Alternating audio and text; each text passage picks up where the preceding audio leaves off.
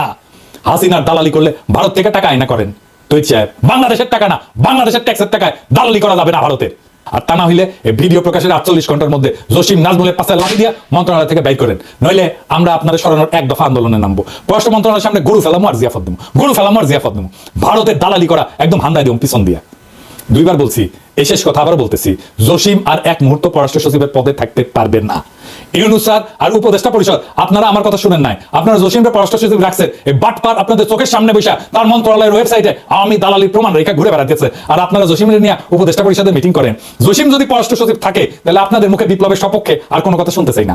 আমি আর ডেডলাইন দিব না, আমি এখন সময় দেখবো কত তাড়াতাড়ি এই জাতির কলঙ্ক মোছার কাজে আপনারা হাত দেন, আমরা ফলাফল দেখবো। না হলে আমি যদি লোকজন নিয়ে পররাষ্ট্র মন্ত্রণালয় ঘেরাও করি আর লাঠি দিয়ে তহিদি জসিমকে পররাষ্ট্র মন্ত্রণালয় থেকে বের করি, আমাদের দোষ দিবেন না, ওর ছায়া আমরা দেখতে চাই না এক মুহূর্ত না। বিপ্লবের বিপক্ষে শক্তিকে চেয়ারে বসায় রাখা আর যাই হোক নতুন বাংলাদেশ হবে না। ঈদের আগে বাংলাদেশের জনগণকে জসিম মুক্ত পররাষ্ট্র মন্ত্রণালয় আপনি উপহার দিতে পারেন নাই, ঈদের পরে দেন। এবার জনতাকে ঈদের উপহার দিলেন, জনতা ঈদের উপহার নাই কিছুদিন পরেই নিল, খুশি হইল। হয় বাংলাদেশে আওয়ামী মুক্ত পররাষ্ট্র মন্ত্রণালয় থাকবে না, নয় আমরা জনগণ থাকবো, দেখি কার শক্তি জয়যুক্ত হয়।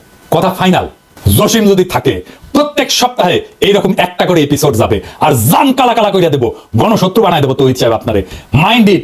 আবার আপনারে মনে করাই দিই, বাঘে চুলে 18 ঘা, পুলিশে চুলে 36 ঘা, পিরাগে চুলে জয় বাংলা। দেশবাসী, আপনারা যে যেখান থেকে ভিডিওটি শুরু থেকে শেষ পর্যন্ত দেখেছেন আপনাদেরকে অসংখ্য ধন্যবাদ জানাই।